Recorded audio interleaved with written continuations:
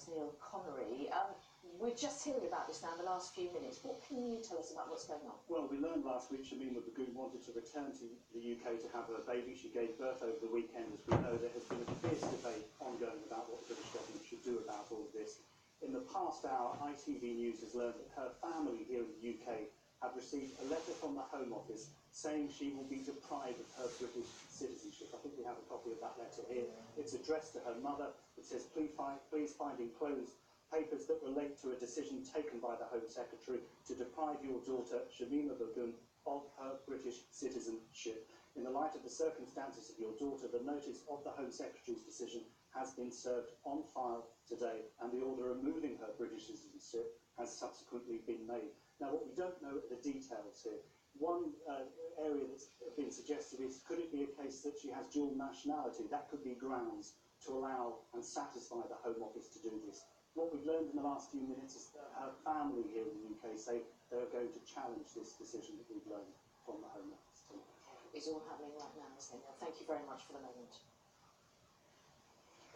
British Gas and Scottish Power are putting their prices up from April. Customers on their standard variable tariffs will see their bills increase by 10%, the maximum possible.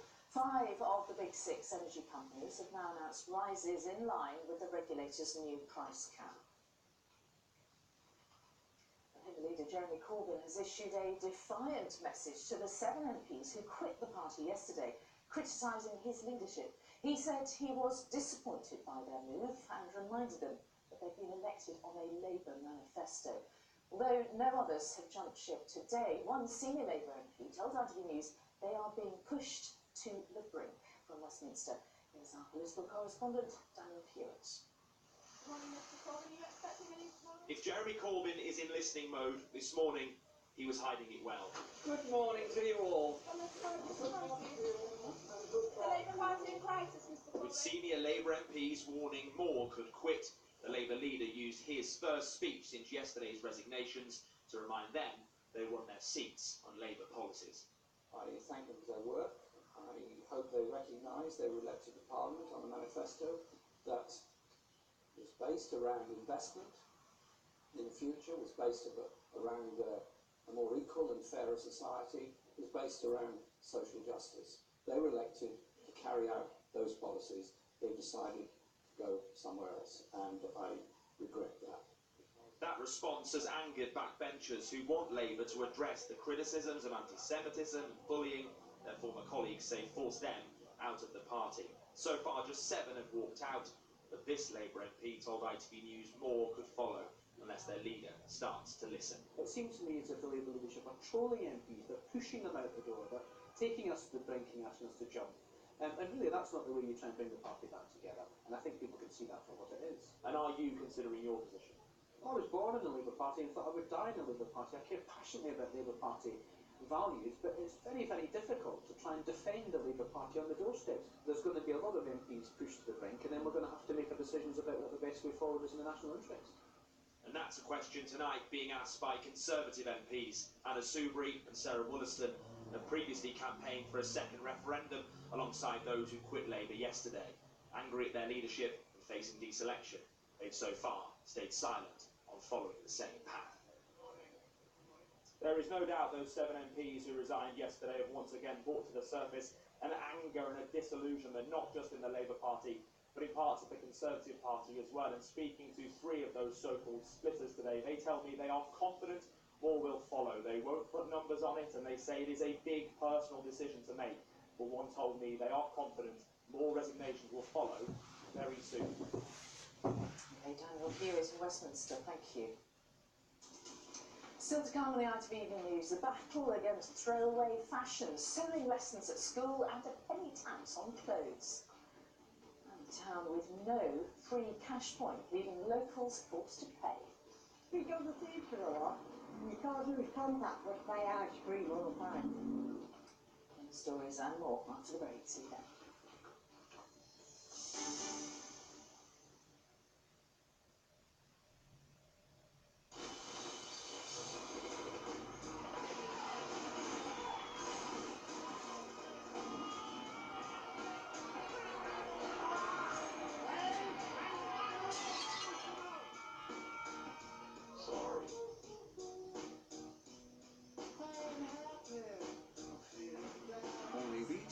guarantee Wi-Fi in every room. BT, be there. Dry skin getting you down? Hello Intensive 7 Days Moisturiser by Garnier with creamy shea butter, sourced from Burkina Faso. It's fast absorbing with long-lasting hydration. 9 out of 10 agree it's their dry skin saviour. Intensive 7 Days by Garnier, naturally. Now half price at Boots. Keep on looking, we keep on searching, keep on moving, and get a little further. Keep on trusting, we keep on hoping, keep on facing the fair, just to keep on going. Just try,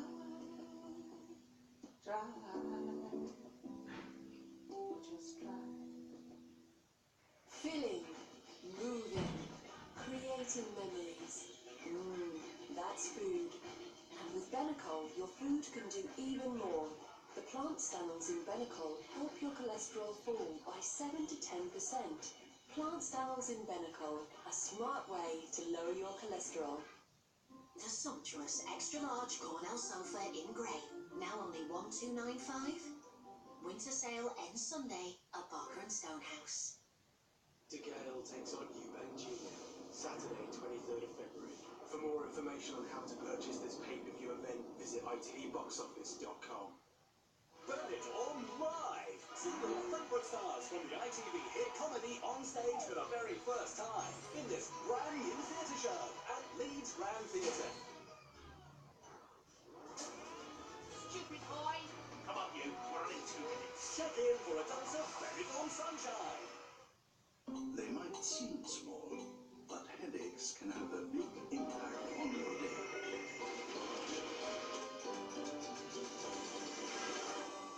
So treat pain early. With 2 times faster than standard ibuprofen, Nurofen Express liquid capsules.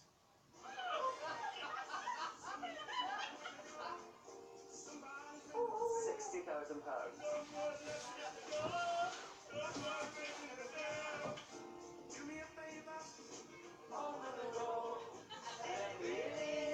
To be in with a chance to win, sign up before midnight on the 21st of February to play in our March draws. Oh my God, no. We could be knocking on your door. With BT Plus, internet disaster strikes, only we'll send you a 4G hub to get you back in the game. BT, be there. Now with every pair of glasses you buy at Vision Express, you'll get varifocal lenses, half price. Vision Express. Vision taken seriously.